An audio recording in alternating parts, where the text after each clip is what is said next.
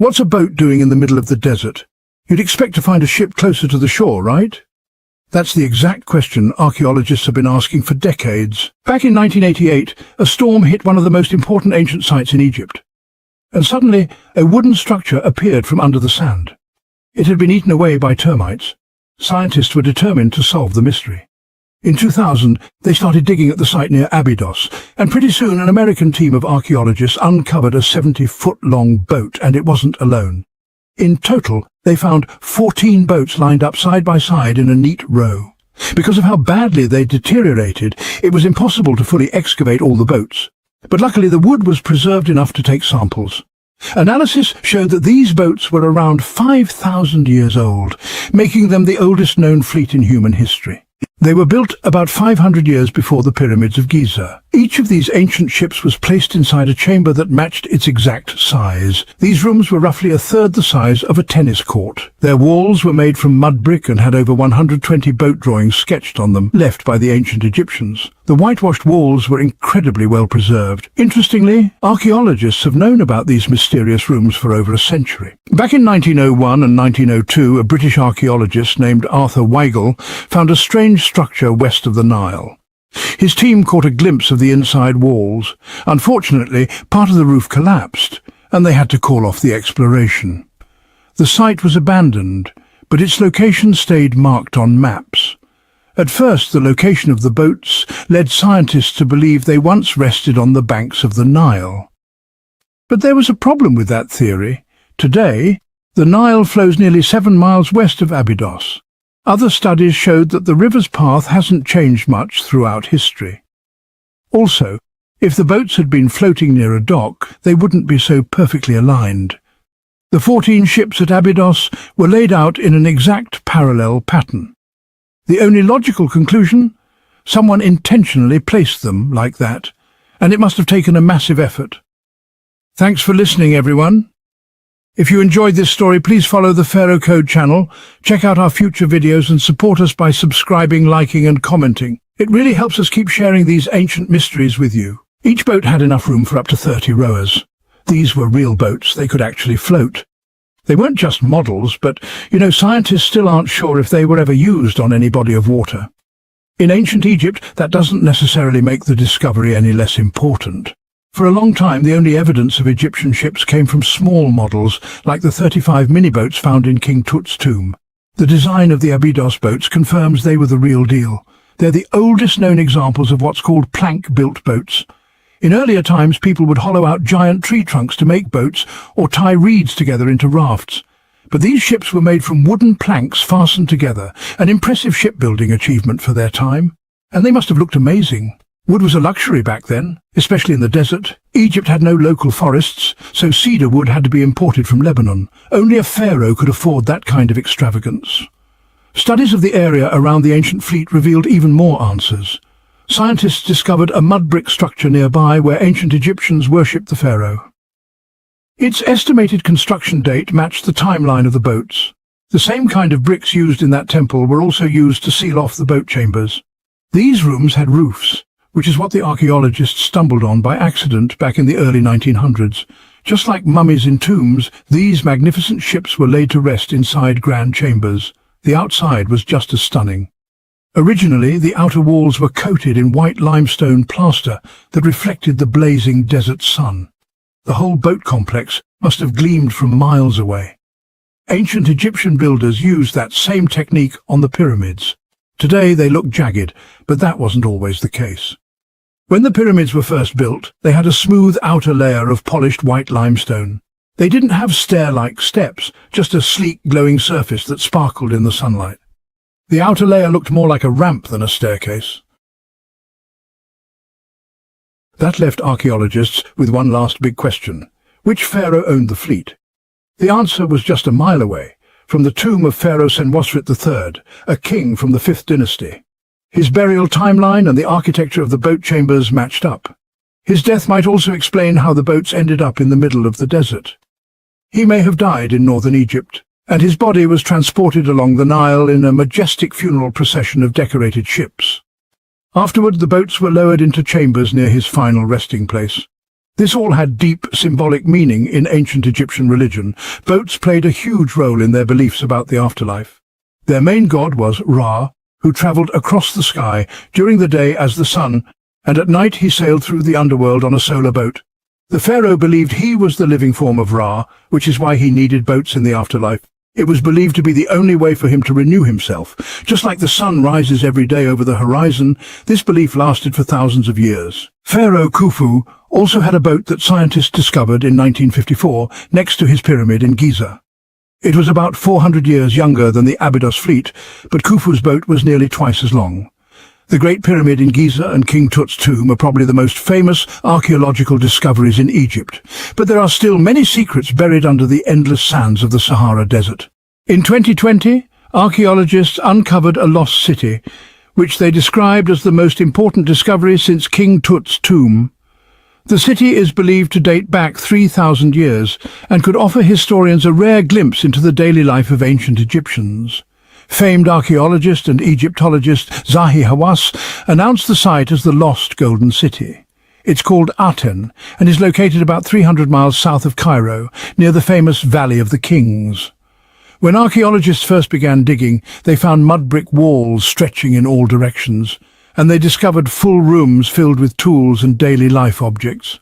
The team uncovered a bakery, a residential area, and even an administrative district, all dating back to a time when Egyptian civilization was at its wealthiest.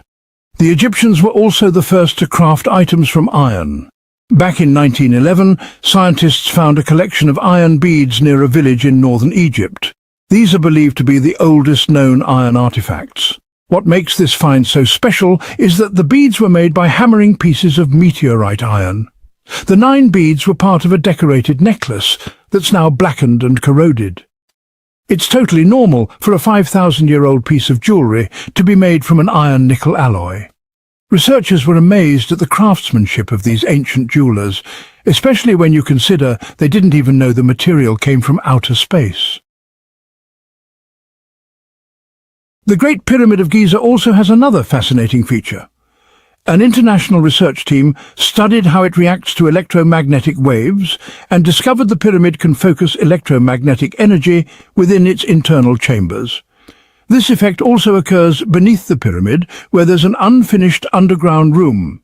It seems the pyramid's electromagnetic response is related to the limestone, the primary material used to build it. This discovery could lead to practical uses, like improving solar cell efficiency or nanosensors. Back in 1850, French scholar Auguste Mariette went to Egypt looking for ancient manuscripts, but instead he stumbled across the head of the Sphinx poking out of the sand dunes. After clearing the sand, he discovered the Sphinx was guarding an entrance to an underground structure. Months later, he entered the Serapeum of Saqqara, where he found a massive granite sarcophagus containing the remains of 64 bulls. To this day, scientists are still amazed at how the ancient Egyptians managed to move such enormous stone boxes. The Serapeum, built around 3000 BCE, was an underground tomb created to honor the sacred Apis bulls of ancient Egypt. The site had a long corridor about 500 feet long with giant stone chambers on each side. Some of the sarcophagi were as heavy as 50 mid-sized cars, and they were carved with incredible precision, perfect 90-degree angles. The coffins were beautifully decorated with hieroglyphs and carvings that told stories of the bulls' significance and lives. Only 24 sarcophagi remain today. The Apis bulls were considered highly sacred. People believed they were connected to the goddess Ptah, carrying his soul and wisdom to help guide and protect the pharaoh. Priests would search for young bulls with unique markings to identify them as Apis bulls. A white triangle on the forehead meant divine light, a wing-like pattern on the back symbolized power, and a scarab-shaped mark under the tongue stood for rebirth. If a bull had all three, it was considered divinely chosen and treated like royalty. These bulls lived in a special temple in Memphis, where they were worshipped. They received the best care and offerings from visitors seeking blessings. When an Apis bull died, it was honored with a grand funeral and mummified. When Mariette entered the Serapeum, he noticed wheel marks on the floor and found 2 horizontal wooden cranes, each with 8 pulleys. Later, explorers found double iron rails, and they realized the burial chambers were below the corridor floor, likely to help lower the massive sarcophagi into place. They laid sand under the sarcophagus so it could roll straight, then slowly removed the sand to gently lower the boxes into precisely carved holes in the rock. In the Serapeum, they found a stone plaque that said moving just one sarcophagus and its lid into place took 28 days during the king's reign. The super-precise corners, perfect 90 degrees, might have another explanation. The ancient Egyptians wrote about engineering a long time ago in texts or maybe papyrus scrolls. It shows they knew about the number pi and could even calculate the volume of a pyramid with its tip cut off. If they were doing complex math like that back then, it makes sense they could also carve flat surfaces perfectly smooth just 500 years later. That all sounds logical, but some people think something's off. The boxes are way bigger than the bulls they supposedly buried in them. Meanwhile, the pharaohs were buried in tiny coffins that barely fit their bodies, plus the sarcophagi were made of granite, extremely hard to work with. They could have used limestone, which would have made things a lot easier. Moving the boxes sounds simple, but only on paper. If one person can pull around 440 pounds, it would take at least 250 people to pull just one box. The tunnels in the Serapeum were super tight, only about 2 feet wider than the boxes themselves. There's no way hundreds of people could squeeze into those tight spaces to pull them. Even if they could, how would they turn the box in such a narrow hallway? Yet somehow they lowered them into place and centered them perfectly. And they didn't just do it once. They did it 24 times, and every single box was exactly centered. On top of that, the rooms were dusty, and there were no signs of lamps or fire damage, meaning they were working in almost total darkness. Some believe these boxes had a totally different purpose, one that dates way back, even before the time of the pharaohs. Locals already knew how fermentation worked. That's when tiny organisms called yeast eat stuff like starch and turn it into gas and ethanol. So maybe someone in ancient Egypt put food, like barley bread or even meat, inside a giant stone oven, then sealed it up tight with a heavy lid. These granite boxes were carved so precisely that they were almost completely airtight. Nothing could leak out. As the yeast inside started doing its thing, it produced more and more carbon dioxide, building up pressure inside the box. Granite is incredibly strong. It could handle more pressure than a car tire. As the pressure built, the quartz crystals inside the granite gave off tiny electric charges, because quartz reacts that way under pressure. The process also needed meat or animal parts, maybe to help the yeast grow better. Meat contains something called uric acid, which yeast needs to keep going and to counteract the harmful effects of ethanol. So the mix of gas and electricity made these boxes more than just containers. They were powerful energy systems. Over time, the pressure got so intense that it could push the lid open by itself, sometimes with a loud pop as the gas escaped. When the Serapeum was rediscovered in 1850, they found drawings of piles of stones stacked on top of the box lids. It looks like someone a long time ago was trying to weigh the lids down to build up more pressure, so when the gas finally pushed it open, it did so forcefully. That extra weight also meant the quartz crystals could keep generating more electricity. Under all that pressure, if someone opened one of those stone boxes thousands of years later, they'd just find bull bones inside.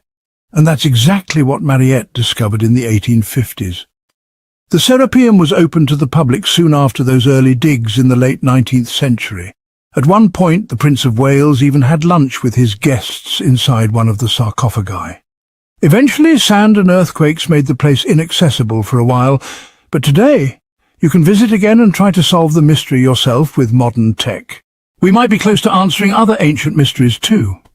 A team of scientists at Chicago's Field Museum of Natural History recently used a special CT scanner to learn more about ancient Egyptian mummies without unwrapping them. They gently rolled 26 mummies out on special carts into the parking lot where the scanner was waiting. Thousands of detailed X-ray images were taken of each mummy and its coffin. When the images were pieced together, scientists created three-dimensional models showing the bones inside and even some artifacts. They hope these scans will help them understand ancient Egyptian burial practices from over 3,000 years ago. Even though the